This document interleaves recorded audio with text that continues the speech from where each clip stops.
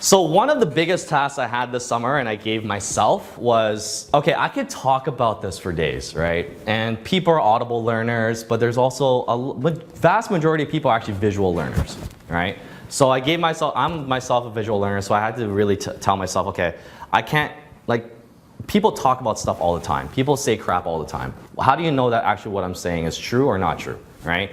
And for me to actually have a stronger argument is to actually make a visual of it. So this is where I'm going to go into, this is going to sound very pitchy, but it's kind of meant to sound that way. The B2B Marketing Universe, and this is where my kind of astrophysics brain kind of came in with, I tried to come up with a theory of the universe. I wanted to be that one who solves it, but instead I applied it to marketing instead. So I created something called a single unified framework, which is essentially what the theory of the marketing universe is all really about. And obviously I applied to B2B because B2C would have been a nightmare to build. So it kind of starts off with this. So hopefully everyone kind of understands this. So the sun, or the middle piece of this all, that everything surrounds yourself around, everything that every campaign should attribute or should have some goal that increases some part of your funnel. And this is very basic, right? Some of you guys probably have very large funnels, some of you guys have smaller funnels, whatever tickles your fancy, whatever works for you. But this is a very basic, so you have awareness, engagement, opportunity, and customer. And you have all these different pieces and elements, right? So these could be their own campaigns. So typically, let's say I come into a new business and I'm like, okay, you know what, your website's from like 1930s. Let's work on that, let's really optimize it, let's get it going, and so on and so forth. And if they ask me why, then I'm like, okay, well, I want to be able to actually truly generate some level of awareness leads. I want to fill up your top funnel effectively. Right now, you have no conversion pieces on your website. It's just a brochure, right? Then, okay, let's work on that. So within the website, within the awareness leads, you have branding. Let's work on your branding. Let's work on some assets, some content. Let's get those distributed out there on LinkedIn.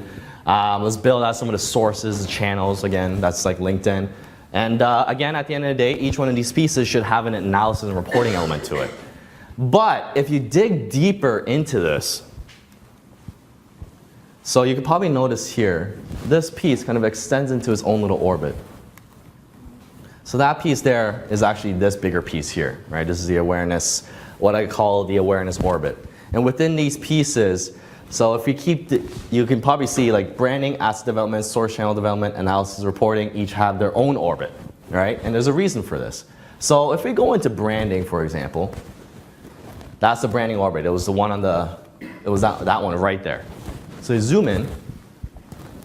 So when we're zooming in here, under branding, you have all these different elements. You have key messaging, you have color psychology, you have your website, which some people could argue is not under branding. I could just consider under branding.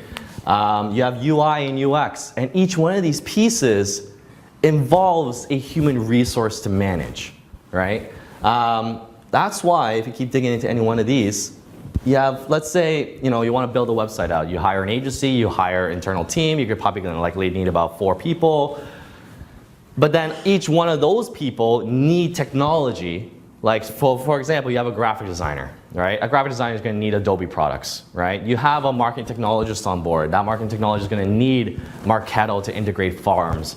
It's going to need HubSpot to integrate other pieces and ingest some of that data. You're going to need Salesforce and make sure everything is working properly, and so on and so forth. But the independent variables of this are, you have time, budget, benchmarks, and goals, which do not change. You set those, and you better hope to God you spend the money and you reach those goals, right? Typically, so for example, a benchmark would be, hey, look, with this new website, when I want to ingest 300 more awareness leads, right, that are warm, a certain lead score, so on and so forth. So at the end of the day, this is exactly what it looks. This is an 86 megabyte image that took me forever to friggin' build. But what I would like to come down to is each one of these, I actually sell this to a couple of customers in the sense of they want, this is a very generic version. Every company, every client is different, right? They're all running their own campaigns. They all have their own little funnel. So this could be, 2 times the size, it could be half the size. They could be running a lot less campaigns. So we could kind of figure out, okay, where are you going wrong, where are you going right, and the size of these planets actually adjust based on how scalable it actually is. So if I invest more money and I'm actually getting a higher return on it, obviously I'm going to spend more money on that particular element and just keep scaling it out, right? What I would like to kind of quickly touch on as a last little point is this all comes down to personalization. And the reason why personalization is such a key part of this is as the customer goes along this little path, they come out as you want to be able to optimize a lot of these campaigns with your ideal customer profile that comes out at the end of the day, right? Because you want more of your ideal customer profile. But how are you going to know that? You're going to know that by ingesting more data, and to get more of these ideal customers out of your funnel, you want to be able to personalize your campaigns, right? So if you know who your ideal customer profile is, just not in terms of just location, company size, job titles, job function, but in terms of like their lifestyle, who they are. You know, you probably heard of buyer personas, but really getting down to the granularity of what this buyer is all about, that's when you'll find the most success. And that's where I feel all this technology, and you'll probably realize technology was actually the last piece of it all, because let's face it, like without humans right now, technology means nothing, right? So with all this being said, it's like this is where I kind of see things rolling around when it comes to the true future of marketing. Being able to manage all these different elements, the strategic pieces, the executable pieces, and really trying to understand your customer down to a granular level, using and leveraging everything that you already have at your disposal. So 20 years down the road, that's exactly what's going to happen. It's like you'll start getting messages that are dedicated strictly to you, and that's how you're going to buy more. So that's pretty much it. Thanks, guys. Appreciate it.